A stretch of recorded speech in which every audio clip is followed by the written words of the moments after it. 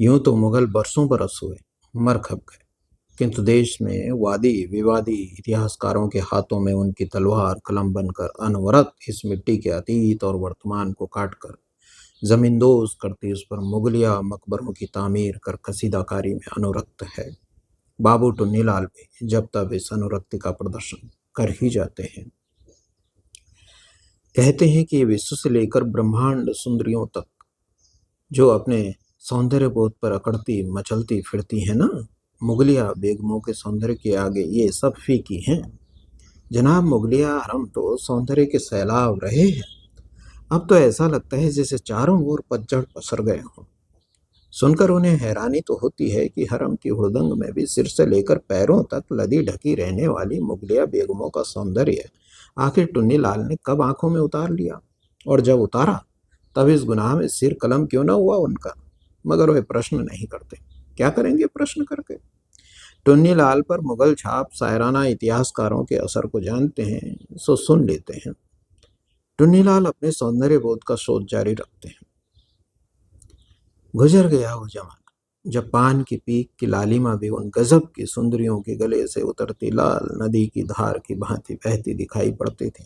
आहा, क्या पारदर्शी सौंदर्य रहा होगा।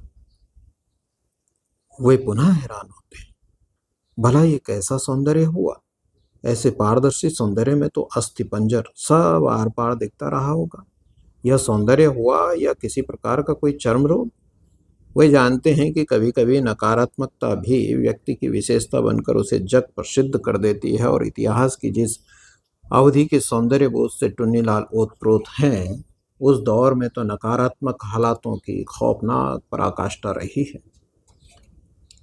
वह खौफ इन कुछ एक महानुभावों पर ओर छोर आज भी इस कदर हावी है कि ये उससे मुक्ति की कल्पना तक से मुक्त हो गए लगते हैं। इन्हें देखकर लगता है कि खूनी दरवाजों के खौफनाक पन्नों में डरे सहमे बैठे, मगर अपने इस डर से भी अनभिज्ञ दरबारी दंत कथाकार खिड़कियों से बाहर झांकने का साहस भी खो बैठे हैं। काल कवलित कालखंड की जी हुजूरी में खूनी तलवारों को भी पत्थरों में सौंदर्य गढ़ने की जादुई छड़ी साबित करने की शायरी में मगन है। नकारात्मकता को ही सौंदर्य के परिधान पहनाकर उसमें ही जीवन रस की तलाश कर ये स्वयं तो भटक ही रहे हैं, पीढ़ियों को भी भ्रमित कर रहे हैं। इस भटकाव का सबसे विद्रूप पक्ष इसके प्रति इनका आभास शून्य हो जाना है।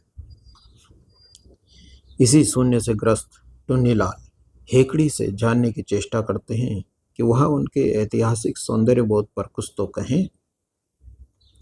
उत्तर में वे मुस्कुरा भर देते हैं।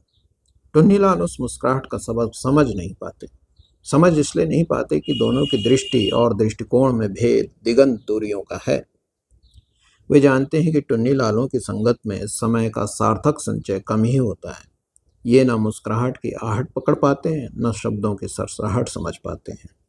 फिर भी अपनी इन टुनटुनाती टुन्न धारणाओं पर उनके मुंह से सहमति उगलवाने की जिद के जीवों की कुलबुलाहट टुन्नीलाल की जुबान पर रह रह कर टुनटुनाते देख वे अपने मौन को अल्प विराम देते कहते हैं कि जो था वह नहीं होगा ऐसा नहीं है, और जो है वह भी नहीं होगा ऐसा भी नहीं है।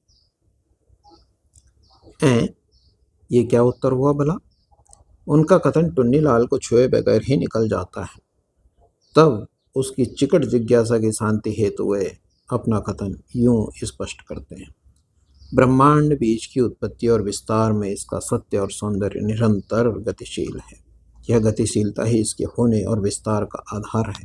हवा, पानी, पेड़ पौधे, पत्थर सभी इसके प्रति आचरणबद्ध हैं, तो इसके विरुद्ध आचरण में क्या सार्थकता भला। यह तो होकर भी न होने का प्रतीक है। इस तरह मुनासिब हद तक विचार व्यक्त कर वे खाट पर पैर पसार प्रकृति के शीतल सौंदर्य का आनंद लेते नजर आते हैं, और टुन्नीलाल सिर खुजाते।